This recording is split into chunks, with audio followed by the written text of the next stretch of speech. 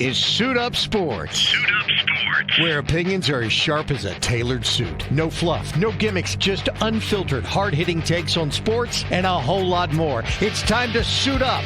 Now here's your host, DJ the Suit Stout.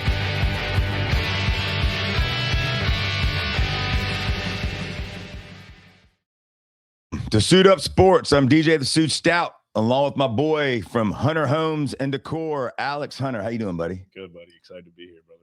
Alex is filling in for Frank. Frank is on the way to California with the family, and I feel bad for him because he's going to have to go to Disney World for a couple of days, which I'd rather set myself on fire, I believe. But I kind of felt like I wanted to set myself on fire after watching that Panther game yesterday. A lot to dive into when it comes to that game. Brentson Buckner, former NFL player, NFL great, is going to join us here in about 10 minutes to talk about the game as well.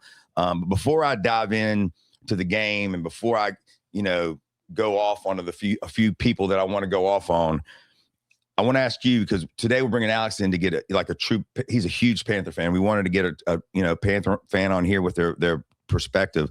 If I were to ask you at the beginning of the year, knowing where the Panthers were with 2 wins 2 years ago, and where we were this year coming into the season, where we were hoping that we were going to show some improvement.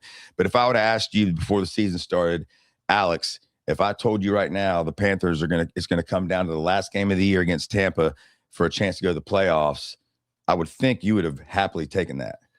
100%. But if I was betting on it, I would have went the opposite direction. I would have probably lost the house. Yeah. Well, I don't think many people saw this coming. And the reason I say that is because as a fan, and obviously I'm a huge Panther fan too, but on our show, I have to be objective and try to break things down. Yeah. But it's easy to sit here and say yesterday that, I thought Dave Canales did what he does. It seems like every other game he coaches not to win. Yep. He coaches not to lose, excuse me.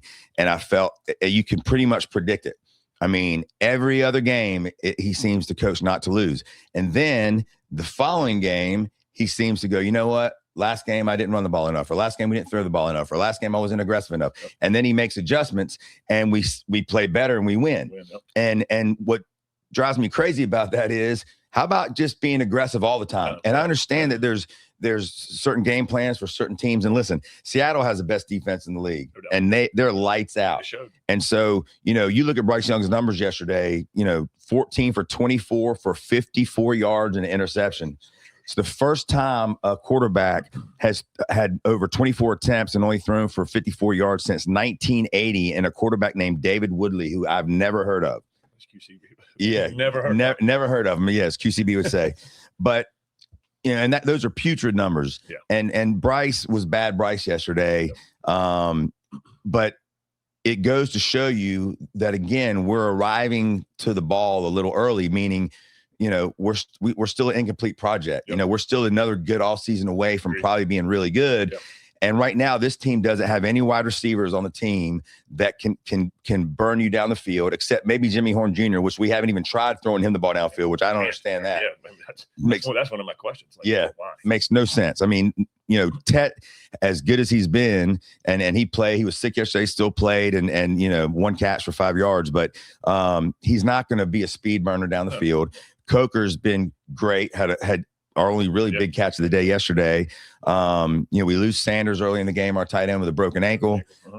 So there's not a receiver on this team, and Seattle knows that. Yep. And all they did was say, you know what, we're going to get quick pressure, and we're going to play man, and we don't think you got a receiver that can beat us. Exactly. And they were right. And Bryce really didn't have anywhere to go, although to me at least it seemed Canales, and we'll get Brentson Buckner's opinion on this, the first half in particular, it seemed like when we did throw the ball, we were just throwing little screen passes to the running backs. Yeah.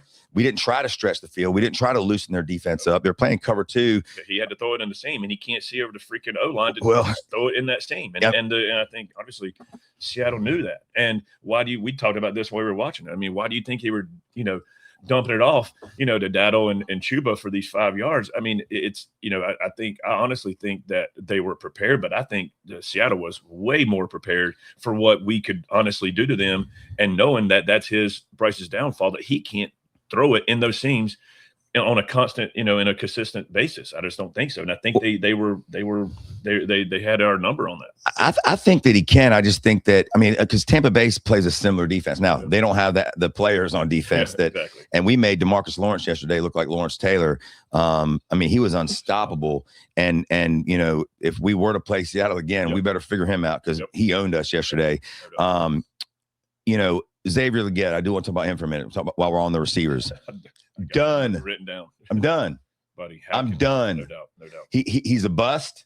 Go ahead and just write it down. Yep. It happens. He's a bust. He might be one of the dumbest picks that we have ever, just intellectually. We talked about this yesterday. He does something every single game. Every game that hurts us. Realistically throws off all the momentum.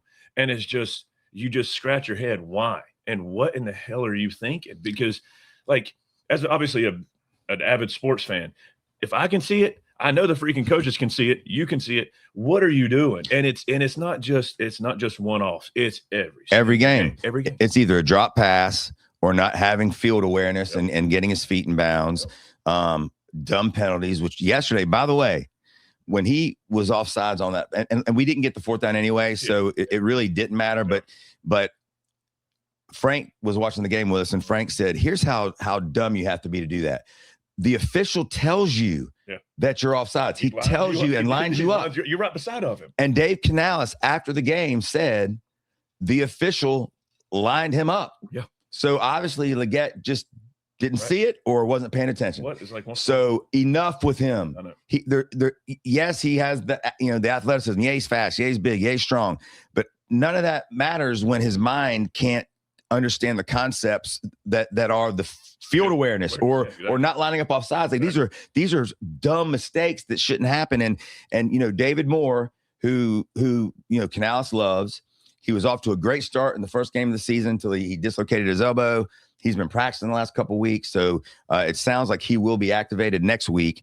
If I'm Dave Canales, Xavier Legette doesn't see the field. No, I agree. We talked about last week, not to interrupt, but Coker was late to get a start this season because I think he was hurt, and then obviously Legette was a part of that scheme. But if it were me, I would take all of XL's reps and give them to Coker because he has proven himself to be one of the fastest. He's dependable. Dependable, like Renfro was, and coming across those routes in the middle. Like, dude, he can get the separation. I truly think that Coker should get those reps over XL and keep XL on the free. Well, I think David Moore is going to be the key to this, and I think that if he is healthy, which all trends seem to point that direction, I think that you've got to see a lot more of him. And you mentioned this: if you can see it, and if I can see it, surely the coaches can see it. The players can see it. So just from a credibility standpoint, with your team as the head coach and Dave Canales, at some point in time, you've got to make a move and say this is unacceptable. Right. It's unacceptable. Yeah, you got to own up to it. And I get maybe why they haven't done it yet because maybe there's not a better answer on the bench. Yeah. Okay, maybe that's an answer. But with David Moore coming back now, you do have somebody that can step in, and I will not be shocked at all if we don't see much of Legette next week. I will be pissed off if we do see a lot of Xavier Legette because that experiment is over. I agree, man. And he just doesn't have the capability to understand the small things of a game, much less the drops. I mean, we won't even talk about that. Yeah. But when you don't know, when you have no field awareness time and time again, and when you have dumb penalties, and it's like you said, it's every game there's one thing that he does, if not two, that you just scratch your head and go, man, like what are we doing? Yeah, exactly. So get him out of here. No plug, DraftKings, whatever, FanDuel. Is there a money line that I can bet on XL to do dumb shit every single game? And I want to know what those odds are because I am putting a lot of money on it. And I tell you, that might be the luck of this. I'll tell you what, if you could do it, I bet you the odds would be something like minus 2,000 easily. Yeah, they're not going to let you make easy money on that. Bet $100. Yeah, because they would understand that that's the easy bet. And so yeah, I'm done with the Xavier Legette. I also want to talk a little bit again. We'll get Buck's input on this, but I thought our defense yesterday played well. Yep. I really do. I thought that they were all they were hustling. They were very active on defense. I thought Scorton had a great game, but we dropped 2 what should have been easy interceptions. And when you're playing a team like Seattle, you can't do that. So let's go to our guest line, and our buddy Brentson Buckner is joining us right now, and he's going to obviously be able to give us a lot better input on the game yesterday that we all witnessed. Buck, I'm not used to seeing you without a hat on, man. You got the tight shape I do. What's going on? Exactly. That How looks y'all good. doing? Happy New Year's. Happy holidays, wherever it is right now. You too, man. Word. You too. Thank you for joining us, brother. We got my boy Alex Hunter with us today. You probably met him at Mother's at one of the broadcasts. Yes. And we just were talking about the game a little bit yesterday, and want to get your thoughts first of all on the offense, because when your quarterback's 14 of 24 for 54 yards in a game, first time someone's done that since 1980. And I said earlier, the quarterback who did that before, his name was David Woodley. And I'm pretty good at knowing names of players. I never heard of that dude. The Dolphins, right? Well, I don't even know.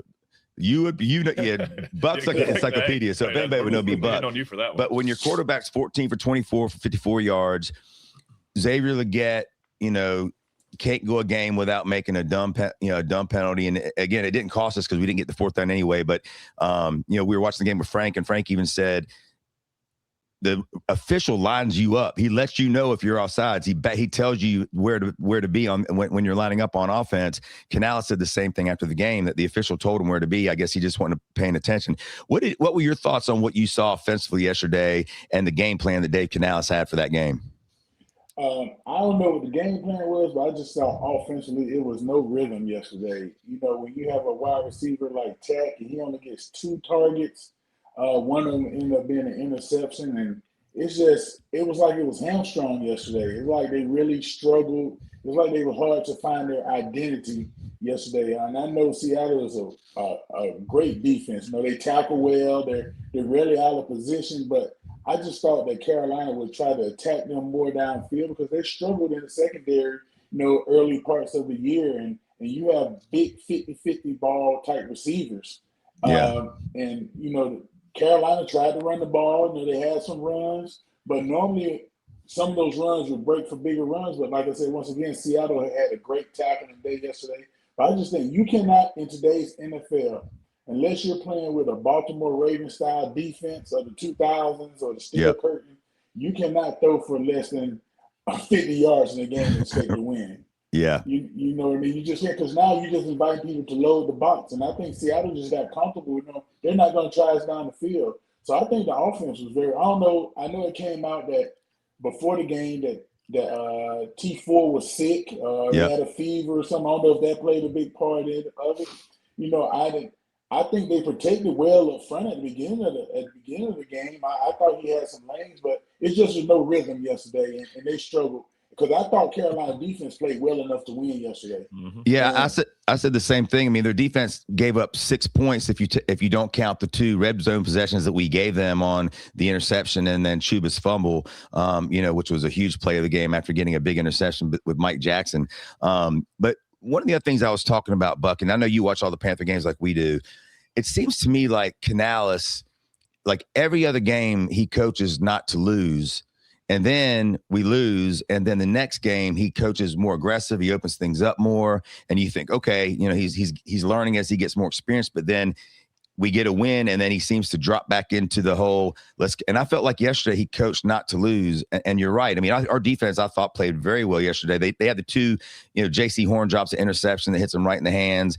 Derek Brown, almost came away with one that he probably should have, although the offensive lineman from Seattle, if you watch the replay, did get a hand in there to knock it out. So I don't think Browns was as egregious as Horns. But do you see that when you watch the game? Because you've coached in the NFL, you played in the NFL for a long time. Do you get the feeling when you watch Canales sometimes that he's coaching not to lose as opposed to being aggressive and going out there and trying to win a ball game?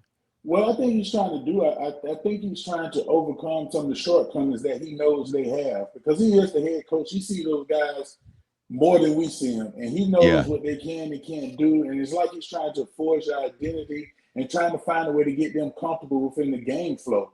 I have great respect for him as an offensive play caller because I watched him in Tampa.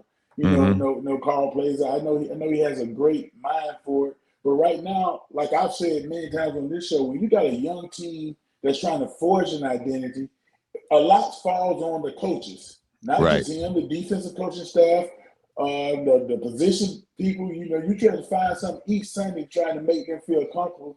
Whereas when you got identity, you just come out there and you run your offense. This is what we do good. This is what we're good at. Let's run it. He's still trying to force the identity, trying to work around the offensive line. With the injuries, back and forth, and guys not being at 100%. And it's really hard, being a coach and having every Sunday to play the game out for your guys. That gets very taxing. Coaching is already taxing enough because there's so much mental energy that goes into it. But when you're actually having to play the game instead of just calling the game, it's struggling. Yesterday was one of those days where they got caught struggling.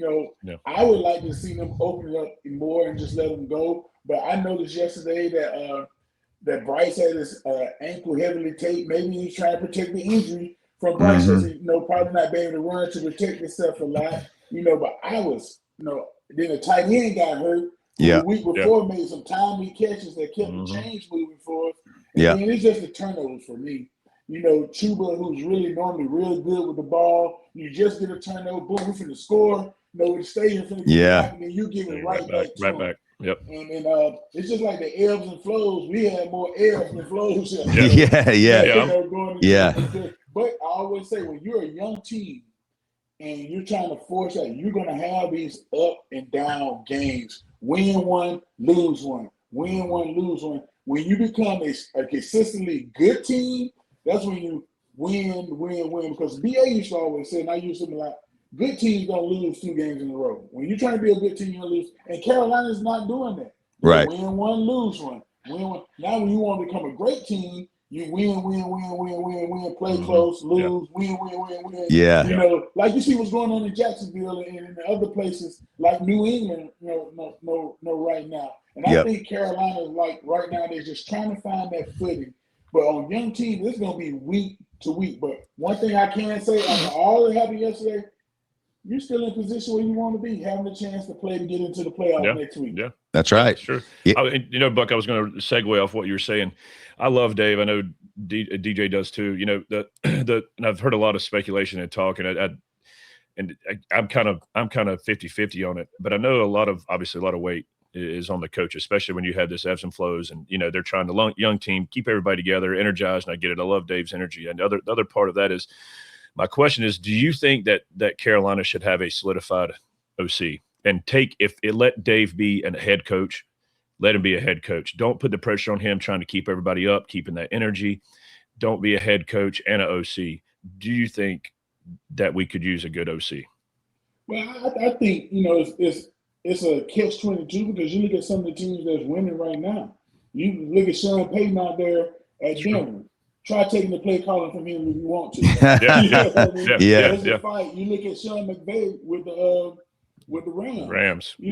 Shanahan. What I mean? You can do it either way. I've seen it before. BA was an offense. He had an offensive coordinator, but he called the plays as the head coach. It just depends on what's your style. I know he's been more of an offensive coordinator than head coach anyway, and it's hard to turn over those reins. Not even from offensive coaches. You look at a guy like Todd Bowles.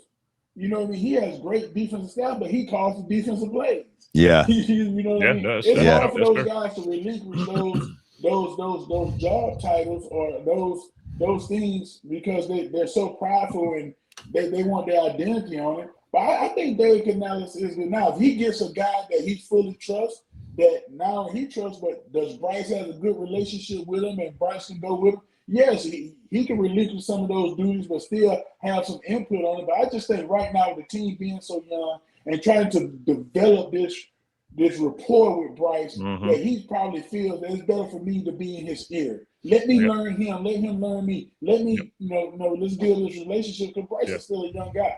Yeah. I want to talk about the game, obviously, Saturday at 4:30 at Tampa Bay. Obviously just beat him in a close game last week. Have in your career, Buck, you've played in Super Bowls and obviously championships, playoffs, everything. Have you ever had a game in your career that was the last game of the season that was a win and you're in and lose and you're gone? Well, as a coach, my first year in Jacksonville, it came down between us and Tennessee at home. Yeah. You know, and Tennessee had really they beat us early in the year in Tennessee. They had I think a 4 or 5 game winning streak against Jacksonville going into that, and it's winner take all, and that is de facto first round of the playoffs. Yeah. It's everything out the window. You throw everything you do good at them, and you try to stop everything they do good. The energy was so electric, and I think we ended up winning the game on a defensive play. We had a blitz. Our safety caused a fumble, popped in the air. Josh Allen Hines returns it back for a touchdown. Yeah. The energy was so electric. So it's one of those games. It's the playoffs for Carolina. Right. Yeah. They're in the playoffs this week. Yeah. The guys need a little extra. They get a little extra treatment. They get more rest. You tell the family, hey, don't call me. I'm not going out. I'm not going out for no dinners or nothing. You're trying to save everything up for this one opportunity. And we was at home, so Tennessee had to come to us, so we had a little advantage knowing where we were going to dress and the route to the game, sleeping in the same hotel. But Carolina got to go on the road against a team like Tampa that's fighting for their lives. Yeah. You know, it's not all smooth sailing down there in Tampa. They can't buy a win, though. Yeah. No, the quarterback now is looking like the quarterback that got ran out of Charlotte. Right. You know, He's turned the ball over. The defense for Tampa is struggling, giving up big plays. They actually benched one of the young defensive backs yesterday for not making the way. They can't stop the run like they used to. So this game is all about, hey, man, going to the finish. Wherever you do well, you hang your hat on that. You're not going to fool nobody because it's a division opponent. You got to go out there and you got to take this win. Yeah. Two players for the Panthers who have had their practice windows open in the past 2 weeks. David Moore, the wide receiver who, like we said earlier, was having a really good first game of the year, dislocated his elbows, been out since. And then Robert Hunt, arguably our best offensive lineman, who went out early in the year with a bicep injury. He's been practicing the last 2 weeks. I think there's a good chance that David Moore will be activated, hopefully even Robert Hunt, which would definitely solidify an offensive line that has had to do mismatch all year long. And you know, Robert Hunt's a dog too, by the way. Like just his attitude and his toughness, I think would be a huge addition. But if David Moore is healthy and he's back, would you bench Xavier Legette and just say enough of this? Because don't you think as a coach, when every game he's doing something, just a silly penalty or not knowing where he is on the field, you know, not getting 2 feet in and not even counting the drops. And Canales even alluded to yesterday how the official lined him up. He still lined up offsides, you know, right beside him. Yeah. Don't you think that the coach to keep credibility with his team at some point, and like you said, we're in the playoffs now, baby. Like it ain't about feelings now. Like, do you think we see a lot of David Moore and a lot less of Xavier Legette?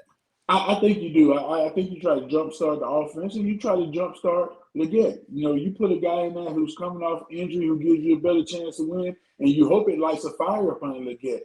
Yeah, that he begins to see the mistakes and want to be a part of it. You know, this is so funny. Speaking on that. When I was in Jacksonville, we were playing our starting nose guard who was paying $10 million a year.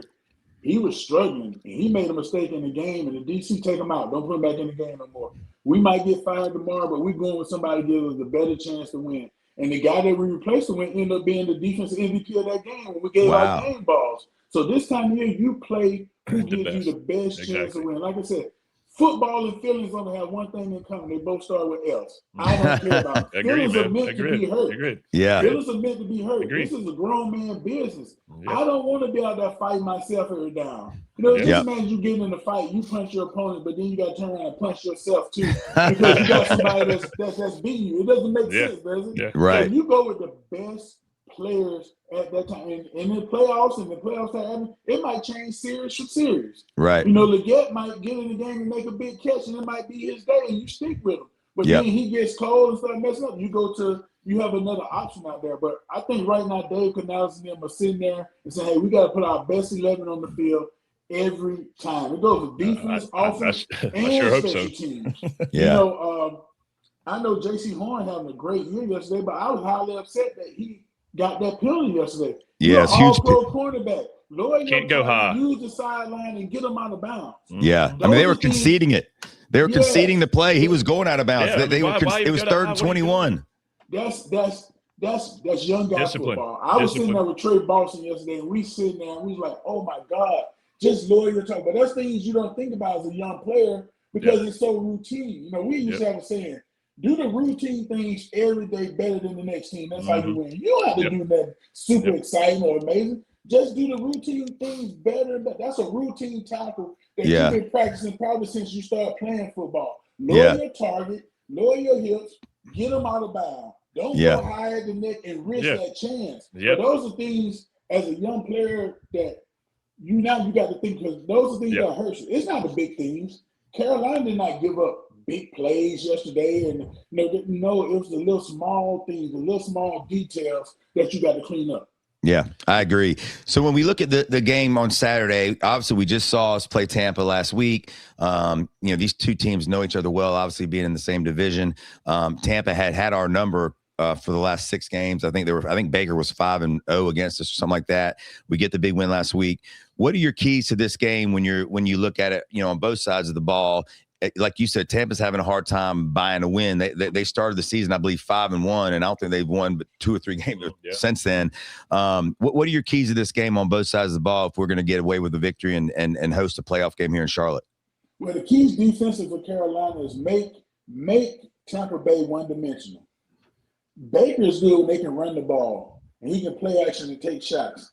Take the run away from him and make him have to throw the ball and be a good quarterback every snap, because the rhythm is off right now between him and Mike Evans, because Mike missed some time. Godwin, is back and forth. They don't really have that rhythm. Stop the run there. Make him feel uncomfortable. Now, offensively for Carolina, you got to run the ball and eat the clock up. One thing I noticed in that first game, because the time of possession was leaning toward Carolina, Baker starts to get impatient. Yeah. He starts trying to win the game with every throw. And then you got to maximize your opportunities. This time of year, if you get your hands on the ball, it's yours. It's nobody else's. It's an interception because you minimize opportunities for the offense and you get your team back the ball. You begin to break their will. Tampa has struggled stopping the run of late. There's a lot of wear and tear on Vita Vea and those guys. Their pass rush is not getting there right now. You bring Jason Pierre-Paul out of retirement to try to buy some pass rush. I like Jason Pierre-Paul, but he got more ball behind him than he do ahead. Son Reddick got kind of banged up. I watched the first game. They double team my son Reddick halfway down the field. Run up those pass rushes and make them have to stop the run. Take advantage of Levante David, who's trying to do a lot in the middle because blockers are getting to him. I think if Hunt comes back, that's a good big plus for Carolina, because Carolina wants to run the ball. They want to be physical. They're good when they're going downhill. One thing I was upset with yesterday, when they were trying to toss the ball to the sideline. Outside on everything. Too fast for that. Seattle quarterbacks look like outside linebackers. They sure do. They do, man. So fast. And we said the same thing. It's like, man, you see how fast they're getting to the outside of the ball? They're quick. Like, man, dude, they're so quick. And I don't think we were even ready for that. So stop the run on defense, run the ball on offense, win the turnover battle. Win the turnover, and be situationally sound. I think yesterday, what really hurt Carolina defensively, you got 3rd and 26, and you let them get first down. Yep. You got to win situational football, and then I think we will be hosting a game in Carolina next week. One of the things that I think is going to be really interesting this weekend, and something that I expect that'll be a lot different from our first game against Tampa, is when we played them a couple weeks ago, Baker Mayfield, Todd Bowles, before the game said that, they wanted to run the ball 30 plus times. And they were all about that. I mean, they were running the ball. Baker, I think they had 50 yards total receiving. It wasn't much through the air. And then after the game, they asked Todd Bowles about that. And he said, look, last year we beat him both times, and both times we ran the ball over 30 times. And my first thought was, well, last year our defense was the worst in the history of the NFL statistically. And this year, not that we're, like you said, the Ravens defense of the early 2000s, but we're definitely better than we were.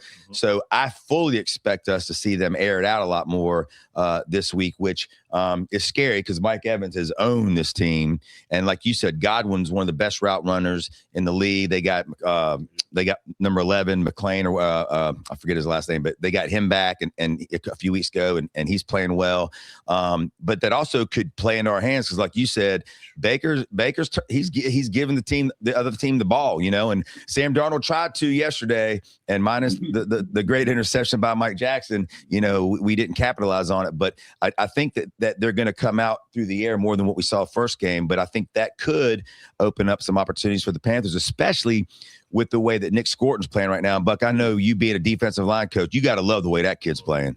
I love the way he's playing. I love his energy. The thing that's really surprised me the most about, we knew he could rush the passer coming out of college, but he's doing a great job in the run game. He's being disruptive. When you get those young pass rushers who can understand, I want to get upfield, but I can get upfield in the run game and be just as disruptive as the pass game, because we call it earning the right to rush the passer. You stand a better reason to get a sack if it's 3rd and 9 or more than 3rd and 5 or less. Right. So you get those young guys that be disruptive in that run game too. Get in that backfield, penetrate, get those tackles for loss. It's open up the game for you rushing the passer. And he's done a great job. And number 98, how you pronounce it? Wadham. Yeah, he came on yesterday. Last 2 weeks he's been playing. So you getting the 2 and 2, and you're getting the pushing them. I think Derrick Brown is understanding now that, hey, if I might not get the sack numbers, but if I don't allow this quarterback to step up, my outside guys can turn the corner, and it's going to happen. But what Tampa's going to do?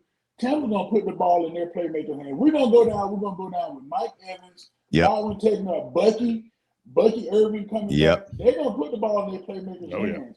Yep. You cannot let a team's strength be your downfall in games like this. They're going to go to make everybody except for Mike Evans beat you. Yeah, and Mike Evans said after the last game, the reason he thinks he's had so much success against the Panthers over the years is that we always play him one-on-one. And, the Panthers don't slide. They don't have Jimmy Horn or JC Horn follow, the other team's best receiver for whatever reason. So Mike Jackson's going to get a lot of Mike Evans. We saw him get scored on early in the first game, but then Jackson played great. He's playing great right now. I mean, that dude, he's playing great. But why? I mean, obviously, like you just said, we know they're going to go to Evans a lot. What's the downside of doubling him? Like, why do you think do they not trust their third corner to be able to pick up the slack one-on-one? A lot of defense coordinators just like to do what they do. Hey, you play right, you play left.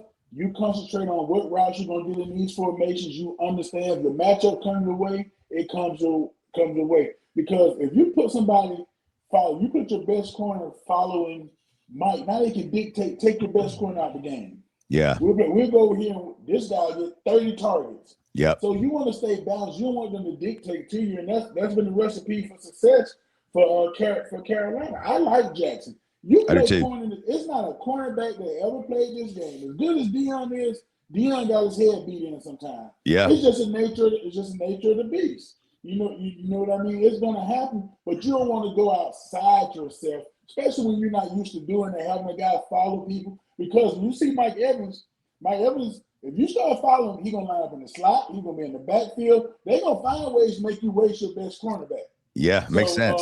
Defense coordinator does a great job, guys. And I sort of like it because when I played here in Carolina, me, Chris, Ruck, and Jinx, we played left and right. We didn't flop side. We didn't send Pep to this side. That side. Yeah. You knew that you got a chance to stay that guy the whole game. This is what we're going against. This is what they like to run over here. This is what you like to protect. And it gave you a better chance to be successful. No, every game. So guys just get comfortable playing their sides and going. I think that's what Carolina is doing. But it's not like the drop off is bad. But Horn is having a great year, but Jackson is not no slouch. Oh, I agree. I agree. I think Jackson's playing great. If you want to say Horn is the number one, Jackson is a high number two. Yeah. Some teams could be a number one cornerback. He makes the plays that people don't. He tackles well. He turns the ball back to the force that people run into the ball. He don't let the ball outflank him.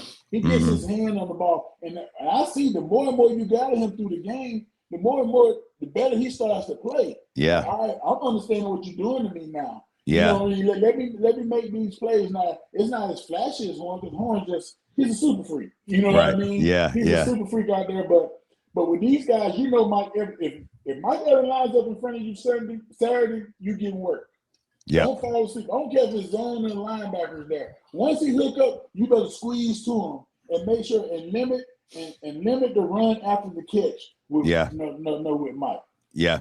Well, who do you think wins this game? I mean, obviously Tampa's going to have the home field advantage. You know, the Panthers have done better on the road this year. You know, and they won at Green Bay, you know, which was a huge win. So I don't think they're going to be intimidated by any stretch of the imagination. But who do you got? You know, I got ties in Tampa because I coach with that whole staff in Arizona, and I coached in Tampa. I played here, but I think this game plays well for Carolina. Carolina being a young team, they don't know what pressure is on the road. They probably gonna relish going down there with people cheering against them and playing. I think they're hungry. To me, Tampa looks like a tired football team. Yeah, they battled injuries all year. You know, guys that have to play beyond themselves, and right now they're just not in rhythm. I think Carolina's not afraid of them. I think it's gonna be a dog fight, and I think it's gonna stay close, and that's what Carolina wins. I think Carolina wins, and without a pass rush. Now, I don't want to say this and jinx our offensive line. Yeah. But Tampa's not getting to the passer. And Bryce feels comfortable scrambling against them, making those big guys miss. Because normally when Tampa's getting after Bryce, they're putting 4 defensive ends on the field with 4 people that can catch him. They don't have that right now. They're having to rush with two classic defensive tackles and 2 ends that are struggling right now, and Bryce knows where they're going to be. They don't have a repertoire of different pass rush moves. So I go with Carolina in this game. Let's go to one game before we let you go that is also going to be close to your heart. There's several big games next weekend. I mean, obviously we got Seattle and San Fran playing for the number 1 seed. But in the AFC, we've got your Steelers who lost a heartbreaker on the road against Cleveland. Not having Metcalf makes a huge difference, in my opinion, when you watch them on offense, not just from a receiving standpoint, but just for, like you said, what the defense has to pay attention to when he's on the field. They're at home against the Ravens, who looked a lot better this week in Green Bay, even though Green Bay's banged up. And Lamar Jackson didn't play, but you know, Huntley has proven that he can play. I mean, he was in a Pro Bowl, 4 years ago. Derrick Henry, their offensive coordinator, obviously woke up finally and said, okay, this dude is a beast. And I don't know why he's been disappearing in the fourth quarter and not carrying the ball, but he had over 30 carries and just won the game really for the Ravens. Who do you like in that game? Metcalf not playing again, I think is a huge, huge deal. And I think the Steelers, who gave up a lot of rushing yards to Henry the first time they played, are going to see a lot of him again. But who do you like in that game? I hate to say this, I go with Baltimore. I think right now, Baltimore plays for Huntley. I think the players play harder for Huntley right now than they do Lamar Jackson. I agree. I think there's something going on with Lamar. I think players are sort of losing a little respect for him. He's always hurt, and it's about his off-the-field activities. Do he really care about it? When you have that type of thing going on, people want the backup quarterback to be successful. Yeah. I think what Pittsburgh is struggling with now, that they're going to get exposed by Baltimore. I think they're going to feed Derrick Henry. It's his type of game. Pittsburgh is really struggling on defense. They had some injuries Sunday. I think Big Washington broke his arm, and Pittsburgh loves that 3 tight end set. But now you take this really glorified offensive tackle off the field and gives you a little advantage out there. And then you don't have no Metcalf. So what wide receiver scares you from Pittsburgh? The one thing that Baltimore struggled with was good wide receivers downfield making plays, but now you don't have that guy to worry about. And I think they get after Aaron Rodgers. Yeah, I never would have thought that Cleveland Brown team would have beat the Pittsburgh knowing what was on the line. Right. That just shows you the Achilles heels of Pittsburgh. It's not the mom and dad Pittsburgh Steelers no more. Right. Now, I think Baltimore, just with the energy that Huntley gave them the other night, I think Baltimore wins this game, even though I hate to say it.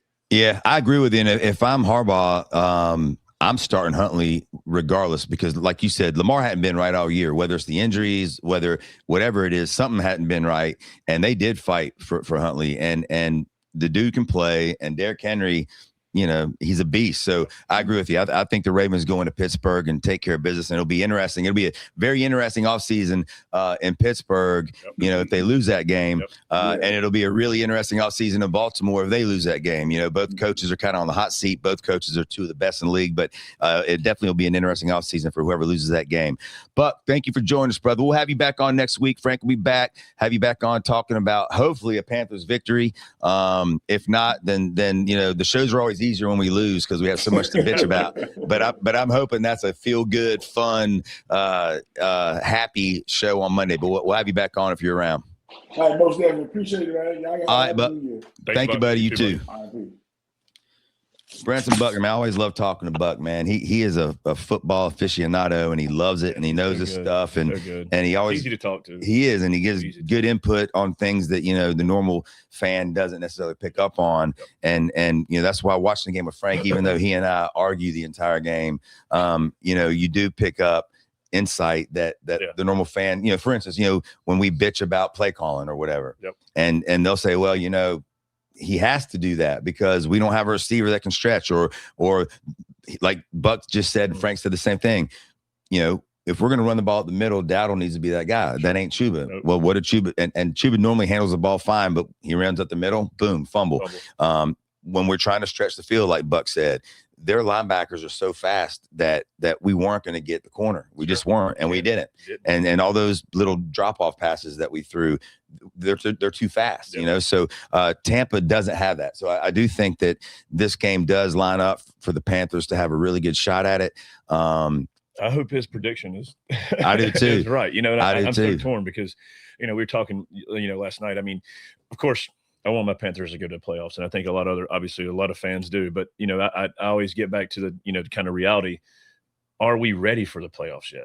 Are we ready? Sure. Does the fan base need it? Absolutely. Does the city need it? Absolutely. But it's hard to sit there. It's not a negative, not a negative knock to my Panthers. But are we ready? Like, is that us fighting and fighting? I mean, literally, dude, we've given up 3. We've had it in our hands 3 times. Like, we just can't get out of our own way. Yeah. Like, and that's the thing. Like, dude, how many chances do we get? And then if we can't capitalize on those 3 chances, because in the NFL, obviously I've not played in the NFL, but played high level sports, and all my friends have. Like, dude, but you don't get that many chances in the NFL to basically solidify your fan base, your hard work through the year, and how many more are you going to get? And you can't capitalize on those 3 when they've basically been handed to you. And again, the discipline comes down to discipline. That was another point that I was going to make. If we can't capitalize on those 3, do we really deserve to be there? Not deserving might not be the word, but if we get there, what are we really going to do? You know what I mean? It's like, I want that for our fan base, but I want to be dogs. I want to show up and people be scared to play us. And I feel like half the time nobody's scared to play us. Well, here's the thing, and Buck alluded to it. Number one, we're a young, inexperienced team, right? And that's why I think we see so much of the inconsistency. Yep. We have a young coach, he's in his second year, and so he doesn't have experience, and so he's picking things up along the way. Like I said, I get mad about how I do feel that he coaches not to win or not to lose.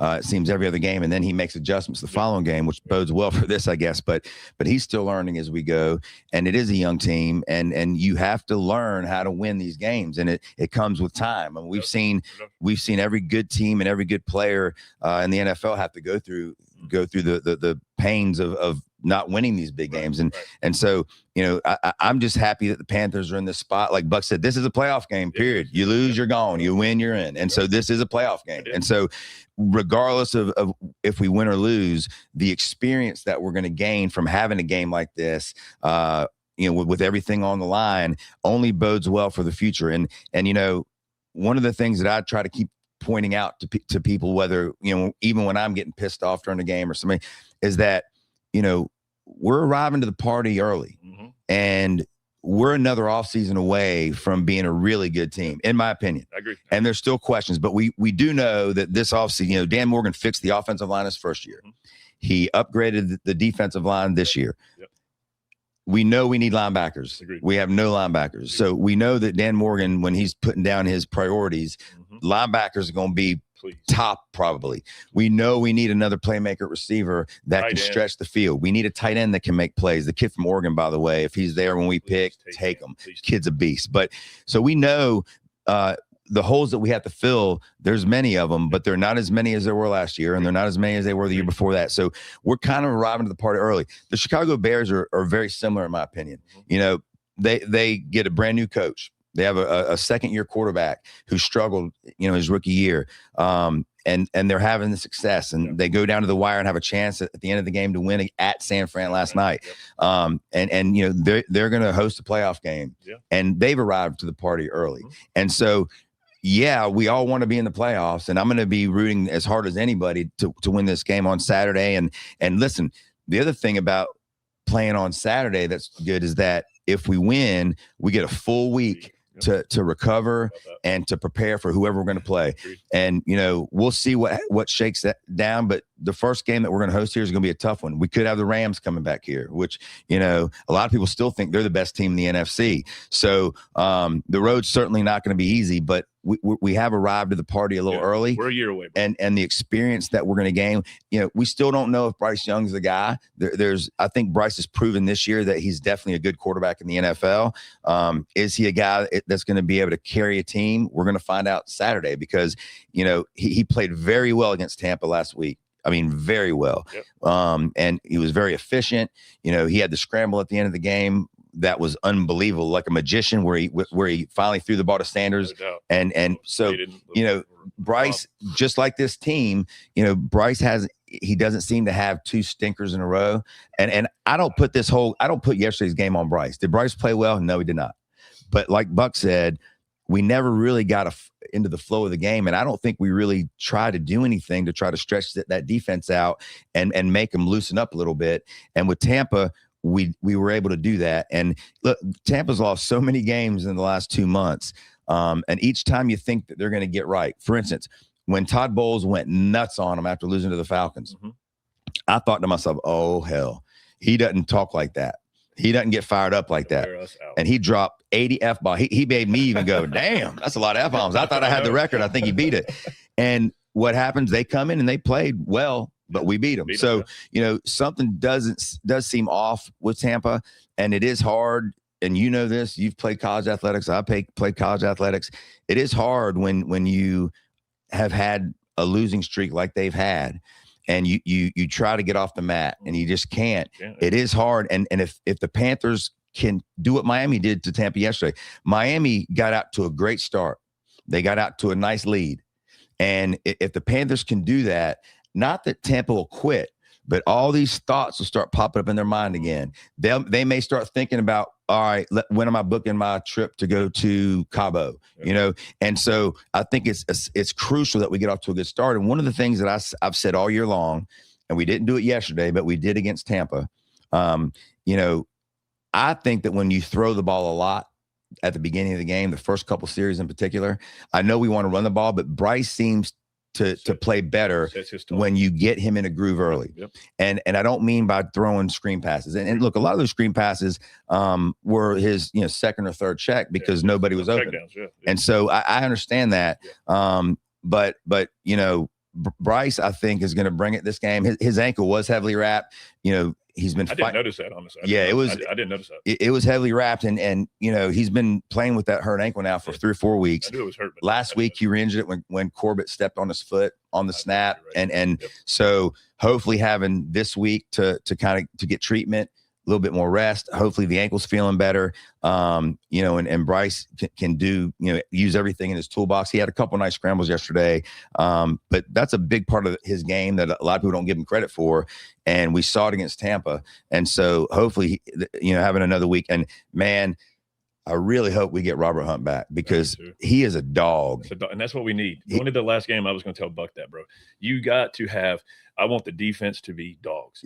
I'm like, you need, like he said, like, you know, Scorton, freaking Waddle, all these guys, like, you need those dogs. Leave it all out on the field. Like, we obviously playing high level. It doesn't matter. It's the last game. It's a playoff game.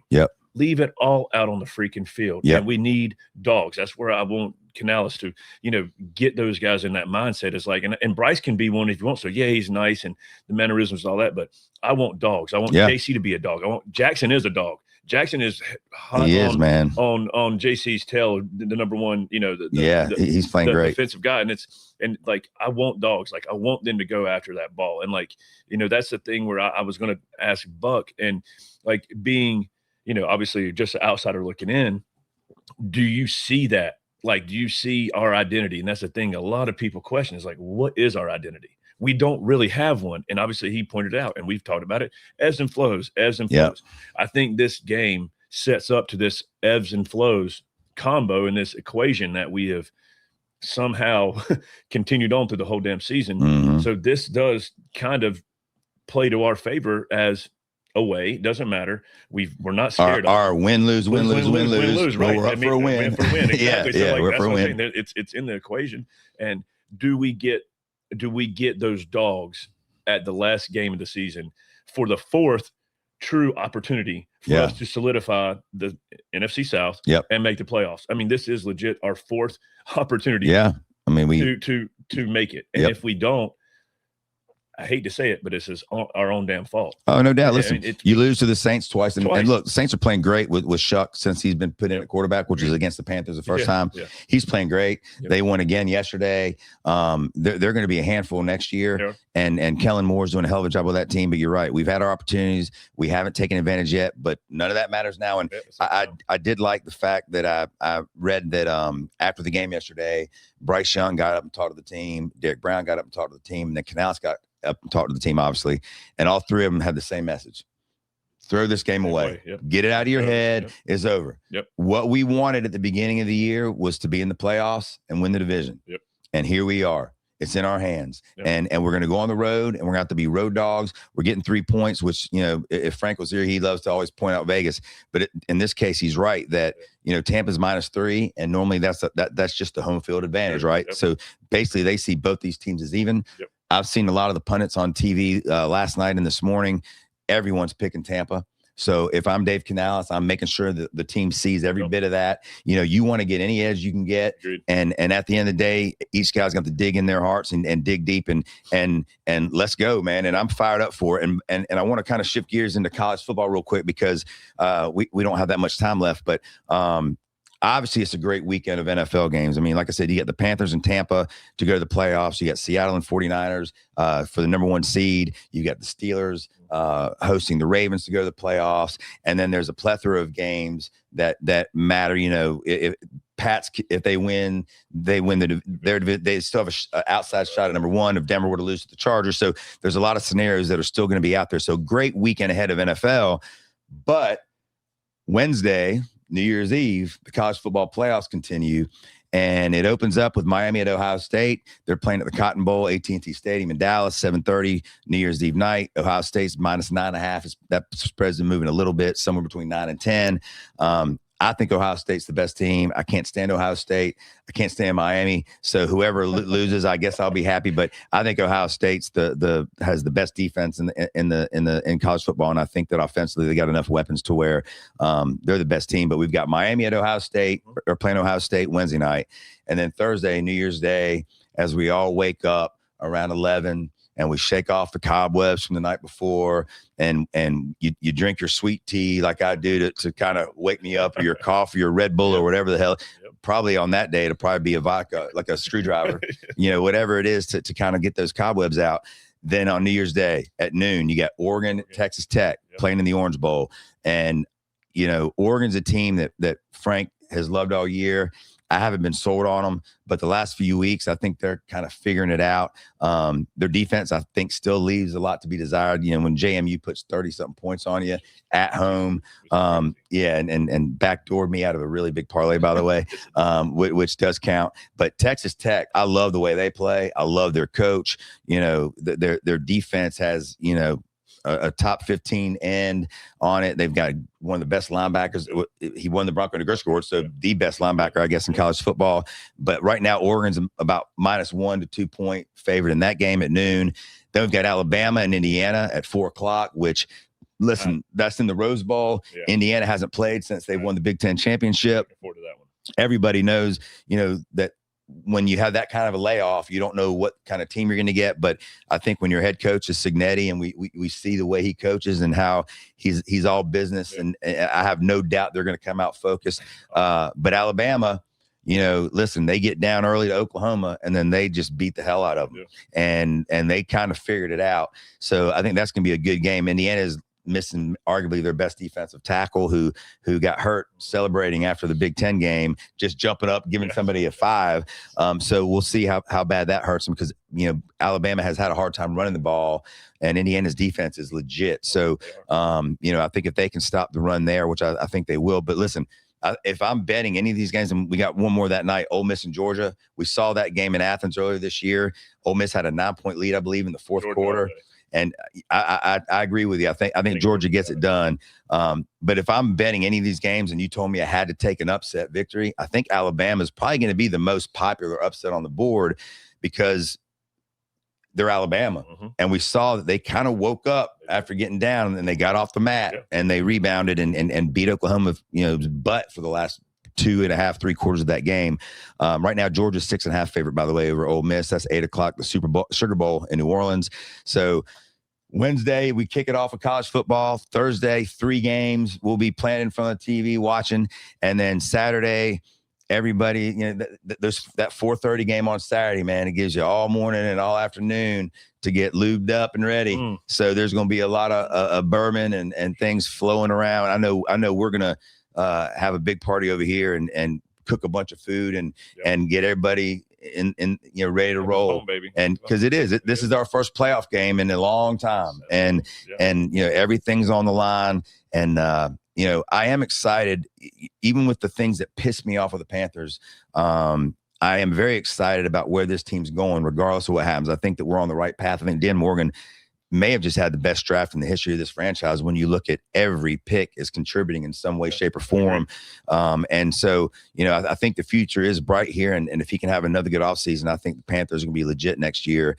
And probably be favored to win the division, to win their division again, which hopefully we do on Saturday. So before we get out of here, let's do our picks for these games. All right. So I'm going to run through the college games, and then we're just going to pick a couple of the NFL games. All right. Yep. So first game, like I said, Wednesday, got Miami at Ohio State. Ohio State's laying 9.5. Who you got? I think Ohio State beats them by 17. Yeah, I think Ohio State is the much better team. Day has those guys so well oiled. It's crazy. I mean, and they're not going to back down. I'm not saying that I'm right, but I think they are back. I mean, they've got them oiled so well and playing so tight football right now. And seeing, obviously they're not going to lay an egg. Seeing Miami beat Texas A&M, that wasn't an easy game for them. No, but I think on Miami, the road. On the road, I think. But Miami, I don't know if Miami has faced a team like Ohio State and what they have to offer. Yeah, and Ohio State has been in this position before. They lost to Michigan the last year, and they had to fight their way through the playoffs, and they won a national championship. So this is nothing new for these guys. And I know it's a lot of new players, but there's a lot of the guys. A lot of those guys were there last year too, like Downs and Jeremiah Smith. So excuse me. I think Ohio State minus 9.5 is the call on that one. Then Thursday, the first game, like I said, Oregon, Texas Tech. Oregon right now is a 1.5 favorite. That's been fluctuating back and forth a little bit as well. I'll go first on this one. I'm taking Texas Tech. I think that coach, I love their coach. But besides Cignetti and Marcus Freeman, he's probably my favorite coach in college football. He's got a bunch of dogs on that team. Their defense is really good. Their offense does enough to score points. They've got really good tight end, good running back. Their quarterback has played through injuries, and he's getting healthy now. So I just don't trust Oregon's defense in that game. So I was going to agree with you. If you asked me, I was going to go Texas Tech. Yeah, okay. So we're on the same page so far, both of us. Frank. Yeah, Frank's taking Oregon. I can guarantee you that. Easy, that's a lot. I guarantee you that. I even bought a Texas Tech hat a month ago. I saw you because I love their coach and I love the way they play. Yeah. And since my Fighting Irish got screwed out of being in the playoffs, they're kind of my adopted team right now. So I got Texas Tech. Alabama, Indiana. Indiana's minus 6.5, coming off a long break. Alabama, like we said, with a huge comeback victory at Oklahoma. Indiana 6.5. Who you got? I really like Indiana. I really do. But I got to be honest with you. I think Alabama gives them a run for their money. I really do. If I had to pick right now, I think that long break might hurt him. And I don't think the quarterback, he's not put up the numbers obviously that others have, and he's won the Heisman and all that. But I think he's an athlete. I don't know. I don't trust Indiana getting much more further and buying their time with that team. I think they're going to run into some absolute dogs, and they're not going to know what to do with them. And obviously they've beat some pretty good teams, but if Alabama's on that roll that they can get it fixed late in the season like they have, and their comeback versus Oklahoma, man, I'm telling you what, so you're going with Bama? I'm going Bama. All right, I'm going to go with Indiana in this, and the reason, like I said, is Cignetti. I just think that he's the kind of coach that the minute they won the Big Ten championship, they celebrated their butts off that night, and I think the next morning they were back to business. It's all gas, no brakes. I do really and Mendoza, like that. I feel like even though he won the Heisman, a lot of people I talk to still don't necessarily believe in him as a guy. They think he's a nerd and all these things, and whatever. The dude wins, and he comes through. He had the huge third down throw against Ohio State to seal that game. He had the incredible pass and catch to beat Penn State at Penn State, which kept that train rolling. So I think he's a winner. I think Cignetti's a winner, and I love Cignetti. As Cignetti will tell you, he goes, "All I do is win. Google me." Dude, I'd love it, but I like the upset. I think I'm going to go to opposite against the grain a little bit. Yeah. I'm not saying that they can't win. I think, like I said, I think Bama will probably be the most played underdog of all of them. I agree with that. So I think there's definitely value there, but I'm going to go Indiana. And then the nightcap, we got Ole Miss at Georgia, playing Georgia, Sugar Bowl, Georgia minus 6.5. Like I said, we saw that game early in the season. You like Georgia minus 6.5? Yep. I think Georgia could be the second best team in the playoffs. I think that Ohio State's first. I think Georgia could be the second best team, but getting the 6.5, I think Ole Miss's offense is going to score against anybody. And I think that defensively, they'll do enough to keep it tight. I'm buying the hook, by the way. Oh, yeah. Definitely by the hook. Definitely by the hook. But, I do think that there's something to the fact of what Ole Miss has been through with Lane Kiffin leaving. Sure. I think it bonded the team. Yep. And I think that their head coach Golden, whenever I see him speak, I love his message too. He's a no-nonsense dude, and I think that he's got this team focused. So I think Georgia probably wins the game, but I'll take the 6.5, and I'll buy the hook 2-7. And then now to the NFL, because I know we only got a couple minutes, and we're only going to pick a few in the NFL. We're going to do Seattle at San Fran for the number one seed in the playoffs. And, San Fran to me is a remarkable story. I mean, when your quarterback Purdy has missed 8 games this season and they lose their 2 best defensive players and all they keep doing is winning. And it's a testament to what a great coach Shanahan is. They didn't have Kittle last night, arguably the best tight end of football, and they still score over 40 points. So they're going to score. Seattle's defense, as we just saw with our own eyes yesterday, is the best defense in the league. Seattle at San Fran. Seattle's laying 1.5. Who you got? So Kittle's not going to be there. Kittle could play. They said he could play. It's questionable. I think he'll play. If that dude can walk, he's going to play. He's going to do it. I'm going Seattle. I mean, I'm not Seattle. I'm going San Fran. Yeah, I'm going San Fran. I think San Fran just has that momentum, and I think that Shanahan's got, again, like Day with Ohio State. I think he's got those guys so in the zone right now, and I think it's West Coast. You don't have to travel very far. It is what it is. It's right there. I would lean San Fran. Yeah, like I said, San Fran's going to score points. I think they're going to score points, and normally in this game with the defense like Seattle has, I would tend to take the best defense in the league. Yeah. But I don't trust Sam Darnold. Now, San Fran has the least amount of sacks in the NFL, so I don't, they don't get pressure. So a lot of Darnold's interceptions are when he's getting pressure and he makes a bad decision. So I think this is going to be a higher scoring game. Yeah. I mean, hell, they just gave up. That's the other part of it I'm thinking on the back end. Hell, they just gave up almost 40 to freaking Chicago. Yeah. So, San Fran. So that's the other part of it. Like, I think I'm going to take Seattle as well. I just think I don't trust Darnold, but I think that San Fran doesn't get pressure on the quarterback, which will not. I don't think they're going to cause him to make the mistakes that maybe he would make. And I think Seattle's defense is by far the best defense on the field. So I do think there'll be some scoring in this game, but I think Seattle will eke it out in the end. Pittsburgh hosting Baltimore. We talked about that game with Buck a little bit, and Buck picked the Ravens, which I know was hard for him to do, being an ex-Steeler and how much he loves the Steelers. But Ravens right now are laying 3.5 at Pittsburgh, so Pittsburgh's going to be a home dog, which I normally hate betting against. Baltimore. I'll go first on this one. I think Baltimore. And both these teams have been so inconsistent, right? I mean, we've seen them look really good, and we've seen them look really bad. Yeah. I think not having Metcalf for the Steelers is just a killer, because not just for having a downfield threat, but for how much focus the defense has to put on him, which opens up so many of the things for Aaron Rodgers. And I think that him not being in this game is going to kill him. I think the Ravens, I think the Ravens could blow their doors off. I think the Ravens are going to give Derrick Henry the ball 30 times. And I think Pittsburgh's going to have a hard time beating them. Yeah. I think Huntley should be the quarterback in this game. And if Pittsburgh loads up to try to stop the run, I think he'll be able to make enough plays through the air to win that game, laying 3.5. But I'm buying that hook down to 3. I'll stick, honestly, bro. I'll stick with Ravens minus 3.5. I think they beat it by 10. Yeah. I think it's just, like Buck brought up a great point when they have him like that, and they're behind, Huntley. Now it's like, dude, it's like, man, what are you going to do? Like, I think they're fighting for him. They're over the Lamar's crap. So, and, I think again, Metcalf, and then you got, Big Washington, which is an absolute, that dude is just ginormous. Like Buck said, he's another offensive lineman on the field. He is. It's unbelievable. I mean, I've seen him in person. Yeah. He is just he's a beast. He's a beast. And those two down, and like you said, just downfield threats. And Rodgers is getting older. I think he gets pressure. What's he been doing last game? He just throws it away and tries to seam in something. There's nobody that can get open. Exactly. Nobody. No separation. I think Ravens by 10. All right. So now the last game we're going to pick, and this is the big one.